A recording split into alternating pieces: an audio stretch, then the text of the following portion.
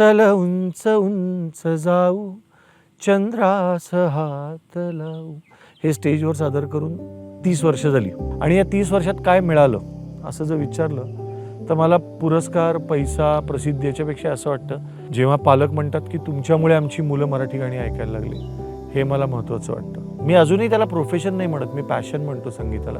कारण पॅशन ही 2 लोकांसमोरही तितकीच कायम असते आणि 2000 लोकांसमोर पण आणि 20,000 लोकांसमोर पण. फार लहानपणापासून जेव्हा मला माहितीही नव्हतं की गाणं हे प्रोफेशन होऊ शकतं तेव्हापासून मी गातोय.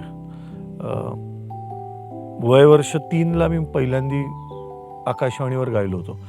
आणि गंमत अशी आहे की शुभंकर वय वर्ष 1.5ला पहिल्यांदी स्टुडिओत गेला.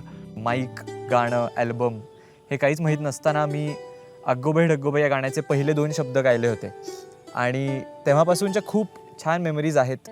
मला परफॉर्म करायला धरोहरमध्ये किंवा कधी कधी मला आयुष्यभर बुलुकाईमध्ये गायची संधी मिळते तेव्हा असेल, किंवा माझा सोलो शो टेल ऑफ मेलडीजमध्ये मी जेव्हा गातो तेव्हा मला खूप आनंद ह्यासाठी होतो कारण मी जे गातो आहे किंवा मला जे करण्यात आनंद मिळतो आहे ते करून मी दुसऱ्यांना आनंद देऊ शकतो आहे. ह्यात मला खूप छान वाटतं.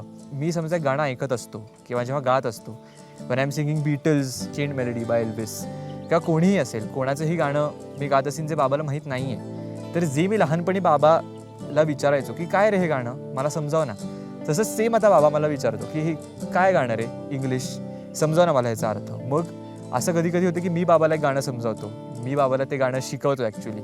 आणि बाबा पण आता खूप मोठा बीटल्स फॅन माझ्यामुळे झाला आहे. जेवढं मी आत्ता म्युझिकली जितका नॉलेजेबल आहे ते सगळं माझ्या आईबाबांमुळे आहे असं मला वाटतं. तू करशील ते मनापासूनच करशील हा विश्वास त्यांनी माझ्यावर दाखवणं ही खूप मोठी गोष्ट आहे. पाळंमुळं जी तुमची आहे संगीताची, कवितेची, ते घेऊन स्वरा ग्रुपतर्फे स्वरकला ही ॲक्टिव्हिटी होतीये. आपली संस्कृती जी आहे ती जपणारी ही जागा आहे मल्हारमाची. आज इथे खरं तर मी आणि शुभंकर आलो आहे ते स्वरकला या उपक्रमामध्ये धरोहरी मैफिल सादर करायला. सो धरोहर म्हणजे वारसा आणि तो आपण सगळ्या गोष्टीचा द्यायला पाहिजे. तो प्रवास चालू आहे, पण तो प्रवास फक्त देण्याचा नाही आहे, तो घेण्याचा पण आहे. तर धरोहरची लाईन जर तुम्ही विचारली तर एक गाणे द्यायचे आणि एक गाणे घ्यायचे, असा तो प्रवास आहे. ये धरती ये नदिया ये रहना और तुम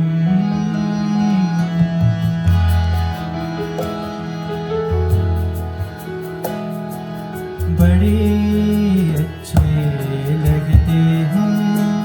ये धरती ये नदिया ये रहना और तुम.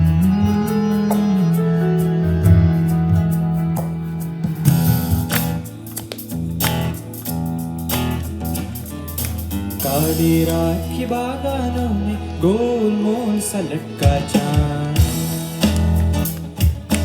काली रात की बागानों में गोलमोल सा लटका चांद. मुन्नी को जब भूख लगी तो,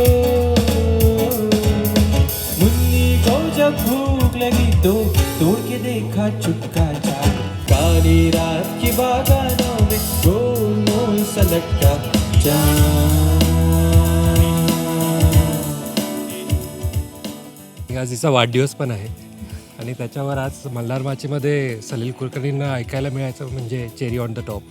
तर खूप सुंदर कार्यक्रम आणि ओव्हरऑल खूपच छान मजा आली. Pleasant experience. येस. मल्हारमाचीला हे वातावरण आणि देवराईमध्ये हे गाण्याचा कार्यक्रम ऐकला तर एक निसर्गरम्य वातावरणात ऐकण्याचा हा अनुभव खूप वेगळाच होता.